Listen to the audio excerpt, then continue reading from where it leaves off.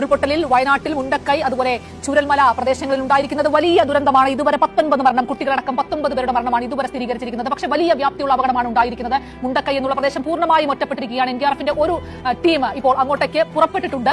അവർ അങ്ങോട്ടേക്ക് ഈ താൽക്കാലിക പാലമടക്കം നിർമ്മിച്ചുകൊണ്ട് അങ്ങോട്ടേക്ക് പോകാനുള്ള ശ്രമങ്ങളാണ് നടത്തിക്കൊണ്ടിരിക്കുന്നത്. എന്തായാലും അവിടെ നിന്നുള്ള ദൃശ്യങ്ങളൊന്ന് കാണാം. ഹസ്ബൻഡ് ഇറങ്ങി അവിടെ നിൽക്കുക, ഇനി വെള്ളം വന്ന് മൂപ്പരും പോകും.